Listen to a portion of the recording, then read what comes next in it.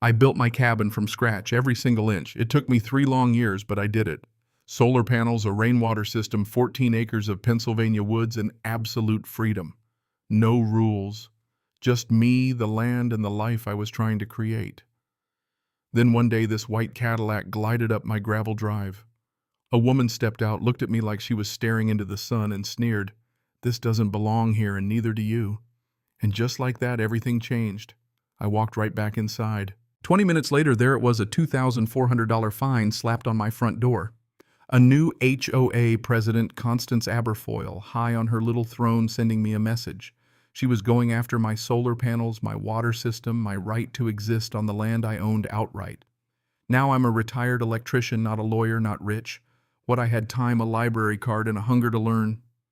And that's when I found it, one little loophole buried deep in their HOA bylaws. She never thought I'd find it. And when I did, in just 30 days, I made her regret ever pulling into my driveway. You ever had someone with just a bit of power make your life hell? Yeah, drop your state below and tell me how far they pushed you. But let me rewind a bit, because context, it matters. My name's Garrett Winslow. I'm not some trust fund homesteader, not some guy living out his rustic dream on a cute little piece of land. No, I'm a 54-year-old retired electrician from western Pennsylvania. I spent 28 years running wires in commercial buildings. 2 kids, mostly alone, after my wife Denise passed from cancer in 2017. When the kids were grown, my daughter Paige off to nursing school in Columbus and Reed working pipelines in North Dakota, I found myself in a rented apartment in Harrisburg.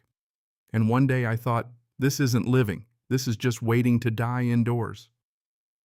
So I decided I needed to make a change. I wanted real land, not some quarter-acre lot with HOA-approved mulch. No, what I wanted was acreage. Land where I could build something with my hands. That's when I found it. A 14-acre plot in Pinehurst Ridge, about 4 miles outside of Denore Falls. The price was right because, well, it was raw land, no utilities, no cleared roads, nothing but a patch of mixed hardwoods and meadow. Perfect. I spent 2 years doing it right, filing permits through the county, getting building permits and exemptions for off-grid systems. I built myself a modest 960-square-foot timber frame cabin, 2 stories wraparound porch.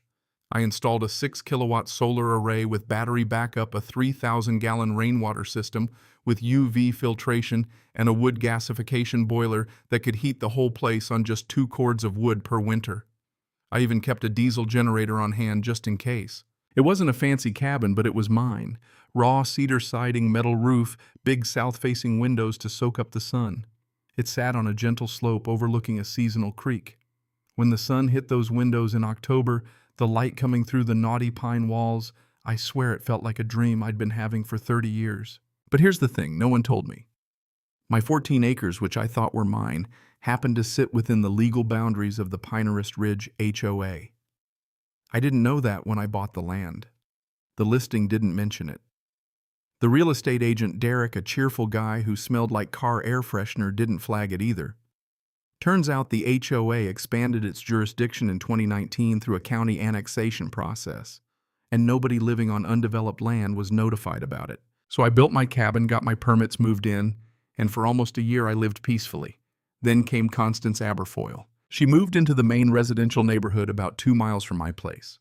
She had just been elected president of the HOA unopposed with only 11 votes. She was 61, recently retired from municipal contract management, and had very specific opinions on fence heights, lawn equipment, decibel levels, and apparently my entire existence. A couple of weeks before the fine came, I got a certified letter from her demanding I submit an architectural review application for structures I had already built, structures I had already permitted and lived in for 11 months. The application fee, $350. And the review timeline, 90 days. The message was clear. We know you're here, and we don't like it. I didn't respond right away. I just filed that letter and went back to splitting firewood, the thack of the mall, the smell of fresh-cut oak. I figured I'd deal with it later. Big mistake. Then early one March morning, the $2,400 fine arrived. It was itemized. $800 for my cabin, $600 for my solar panels, $500 for my rainwater system, $300 for aesthetic noncompliance, and $200 for failing to submit the documentation they'd asked for 2 weeks earlier. It was like she had thought of everything. And that's when I realized I had underestimated Constance Aberfoyle. I called the HOA management company Elevate Community Solutions and got transferred to Dwight, the property manager. He told me in that rehearsed tone that the fines were valid under the Pinehurst Ridge CCNRs as adopted in 2019. That's when I told him I wasn't notified of those CCNRs. He shrugged it off. The annexation was recorded with the county, Mr. Winslow. You should have known. I asked for a full copy of the CCNRs, the annexation documents, and the meeting minutes. Dwight promised to process my request. I didn't wait. I drove to Denor Falls, stopped at the public library, and started going through the county records. That's when I learned the real story of the HOA. It had been a small, sleepy association formed in 1994. But in 2019, they voted to expand their jurisdiction to include all undeveloped parcels. That's when the numbers started to look off. The vote had passed 51 to 24, but there were 75 votes out of 74 homes. I wrote that down. And that's when I knew something wasn't right. A few days later, I got the HOA documents from Dwight. I sat down, spread them out, and started reading. I found a clause in Article 7, Section 4 of the CCNRS. It said that any structure built before the annexation was considered grandfathered in. And I had permits for everything. Everything. So I called Dwight back. I'd like to dispute the fines under Article 7, Section 4, I said. My cabin, my solar array, they were built before the annexation was recorded. Dwight paused. When was your cabin built? He asked. Permitted in March 2021 and finished in November 2022. That's when I realized I had made one crucial mistake. I had built my cabin after the annexation, not before. Constance hadn't made a mistake. She had played this perfectly. She waited until I was invested, until I had poured my time, money, and sweat into building this life. She waited until I was already settled before pulling the rug out from under me. But I wasn't going anywhere. I wasn't going to let her win. I needed a new plan. That's when I started looking at the 2019 vote and that strange number 75 votes from 74 homes. Then I met Theo. Theo was my neighbor, a retired civil engineer who lived on a 22-acre plot about half a mile east of me. He had his own run-in with the HOA, a $300 fine for his converted barn.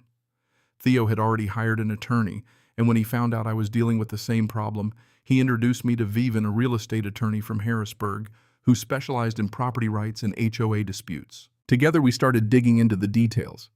Vivian filed a records request with the HOA for the original 2019 ballot. The response? Nothing. Then Constance sent a letter saying the records were unavailable due to a transition in management software. Clearly she was trying to cover up something. But the truth was coming. Vivian eventually uncovered it. The original 2019 vote was dodgy. The HOA's management company Elevate had drafted the annexation documents, and the president who pushed through the vote, a guy named Daryl Crutchfield. Theo and Vivian tracked him down. He was working for, of course, Elevate. This wasn't just a neighborhood dispute, it was a racket. Constance and Elevate were in bed together using the HOA to generate fines and profit. The fight wasn't just about me anymore, it was about exposing the system they had rigged. And that's when everything changed. We filed complaints, we gathered evidence, we found that Elevate was getting a percentage of every fine they collected. And that's when the real battle began. But in the end, Constance didn't get what she wanted. The annexation was voided, all fines were rescinded, and the HOA had to pay up. Constance, she moved away, sold her house, and I signed the termination notice for Elevate's contract with the HOA, ending their reign. The thing about fighting back, it builds something, not just legally, but in people. People who never thought they'd stand up. People like me, like Theo, like Arlene and Obadiah and Petey. The people who showed up and said enough. And that's the thing nobody tells you. When you fight back, you don't just win. You change the game.